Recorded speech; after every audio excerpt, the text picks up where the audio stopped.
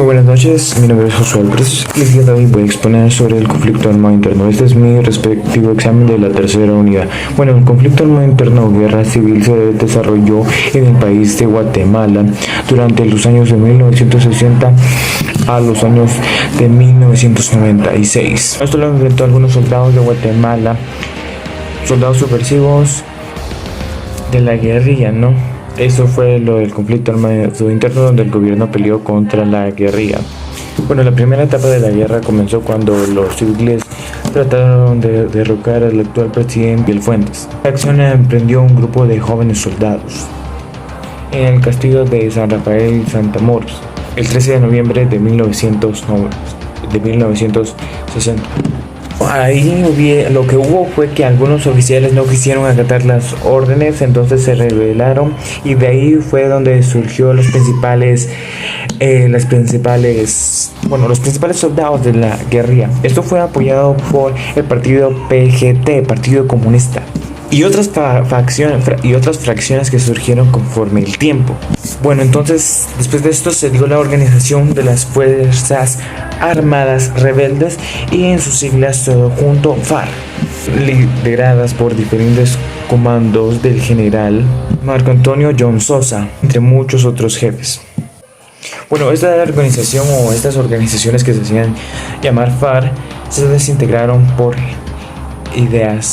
diferentes ideologías. Pues son entre los comandantes porque el ser humano es tan tonto que no puede gobernar con otros a su lado. Algunos otros sí. Sin embargo, pues los fuentes principales guerrilleros continuaron con la guerrilla.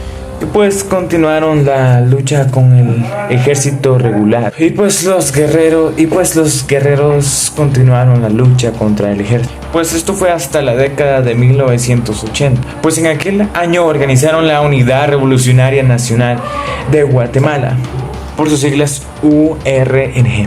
Bueno, ahora vamos sobre los acampamientos que tuvo la guerrilla. Bueno, primero comenzó a operar desde el departamento 6, se fue a Izabal, Chiquim, pero obviamente era de esperarse que tenía que ser abatida por las fuerzas militares.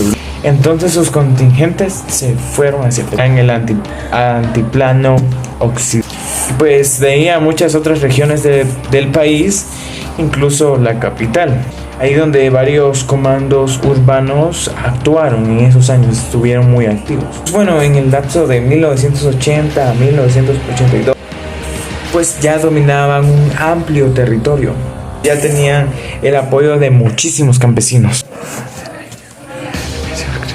Y pues se pensaba que los guerrilleros iban a lograr su libertad, iban a poder abatir al gobierno, y que si no, el gobierno recobró sus fuerzas, se reorganizó y pues ¿qué creen que pasó? Antes mejores armas, mejores estrategias, y logró volver a tener aquellos departamentos que había perdido.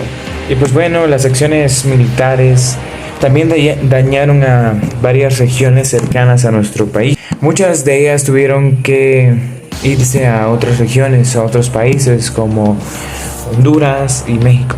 Bueno, y durante el mandato del presidente Vinicio Cerezo, durante este gobierno del partido o de eso de la guerrilla, de aquel partido de que hablamos del URGN, pues llegó a un acuerdo con ese gobierno actual y pues ¿qué creen que pasó? Y se juntaron y negociaron la paz.